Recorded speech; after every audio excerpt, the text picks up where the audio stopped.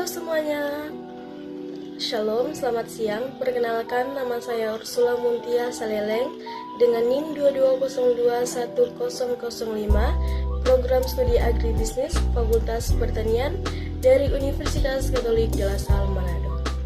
Baik, pada kesempatan saat ini saya akan menjelaskan mengenai potensi ekonomi pada buah sukun dengan mata kuliah Ekonomi Agroindustri dan dosen pengajar Dr. Stella Maria Pinkan Paendong, ST.MSc. Oke, sebelum kita lanjut ke penjelasan materi, mari kita dengar dulu pembahasan apa saja yang akan kita bahas sebentar. Yang pertama yaitu ada definisi dari buah sukun, yang kedua yaitu keunggulan dan juga tantangan, yang ketiga yaitu potensi dan pemanfaatan dari buah sukun, yang keempat yaitu potensi non-pangan, pemanfaatan limbah, dan yang kelima yaitu studi kasus, dan yang terakhir ada kesimpulan dari seluruh penjelasan materi. Oke, baik, kita masuk dalam penjelasan materi yang pertama yaitu definisi dari buah sukun. Artocarpus altilis atau biasa disebut dengan tanaman sukun merupakan komunitas lokal yang memiliki nilai ekonomi tinggi, namun masih belum dimanfaatkan secara optimal di banyak daerah khususnya di Indonesia.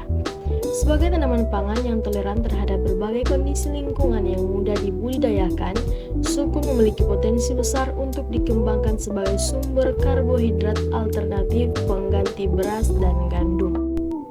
Selain unggul dalam produktivitas, buah sukun mempunyai keunggulan dalam diversifikasi produk, mulai dari makanan tradisional hingga olahan seperti tepung sukun, keripik, roti, mie, dan produk pangan fungsional.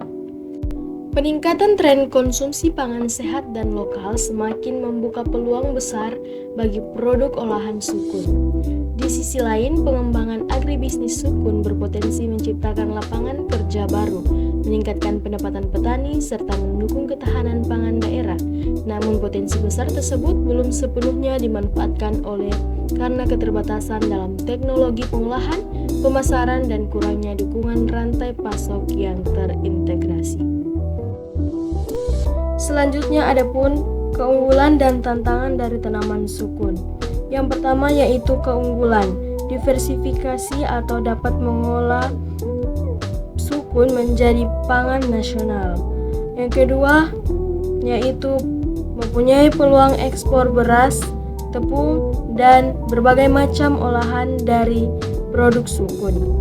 Yang ketiga yaitu aspek keberlanjutan, ramah lingkungan, dan tanaman yang tidak perlu perawatan secara khusus. Tantangan utama yaitu musim dan pasca panen. Sukun sering mengalami kerusakan cepat setelah dipanen, yang dapat menyebabkan harga jual yang tidak stabil dan kerugian pasca panen yang tinggi. Kurangnya teknologi pengolahan maupun edukasi tentang sukun juga membuat sebagian besar sukun hanya dijual mentah atau diolah secara sederhana seperti keripik yang membatasi nilai ekonomi. Selanjutnya mari kita bahas mengenai potensi pemanfaatan, yaitu dengan diversifikasi produk buah sukun. Potensi yang pertama yaitu tepung terigu bebas gluten. Substitusi terigu yang dikembangkan untuk berbagai olahan produk bakery, kue, dan juga pasta, dengan potensi ekonomi lebih meningkat dan dapat bersaing dengan pasar global. Potensi yang kedua yaitu pangan fungsional dan instan. Buah sukun dapat dikembangkan menjadi beras analog sukun, sereal, dan produk olahan siap saji yang kaya akan serat dan rendah indeks glikemik. Potensi yang ketiga yaitu snack premium. Buah sukun dapat diolah menjadi keripik sukun vakum, stik sukun, dan produk makanan ringan yang dikemas modern untuk meningkatkan daya saing pasar. Selanjutnya mari kita bahas mengenai potensi ekonomi non-pangan dan pemanfaatan limbah. Yang pertama yaitu lateks medis dan industri. Getah atau lateks sukun dikenal memiliki sifat anti jamur dan antiseptik yang berpotensi digunakan dalam industri farmasi dan perekat alam. Yang kedua yaitu kayu dan serat. Kayu sukun yang ringan, mudah dibentuk, dan tahan rayap, ideal untuk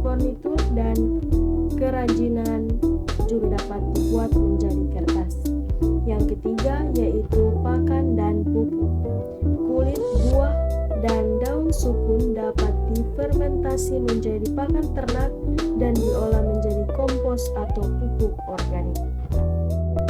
Berikut ini merupakan contoh studi kasus inovasi tepung sukun dengan memanfaatkan niche market atau pasar kecil. Tepung sukun saat ini banyak diolah oleh industri kecil dan menengah yang berfokus pada pasar kesehatan dan diet. Dengan sifatnya yang gluten free, tepung sukun menjadi bahan baku premium untuk roti, kue, dan mie bebas gluten.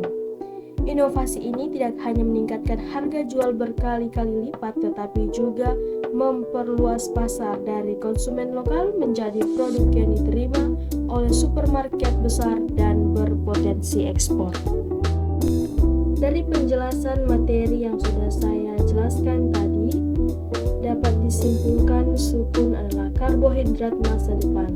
Transformasi agroindustri akan mengubahnya menjadi komoditas subsisten menjadi penggerak ekonomi berkelanjutan. Masa depan pangan lokal ada di hilirisasi. Mungkin itu saja yang bisa saya jelaskan pada kesempatan saat ini. Mohon maaf jika masih ada yang kurang dan salah-salah pengucapan. Semoga apa yang saya jelaskan pada kesempatan saat ini bisa menambah sedikit wawasan daripada teman-teman sekalian. Dan jika masih ada yang kurang dari penjelasan saya, semoga teman-teman sekalian bisa memberikan saya masukan dan supaya saya bisa menjadikan itu referensi untuk di kemudian hari.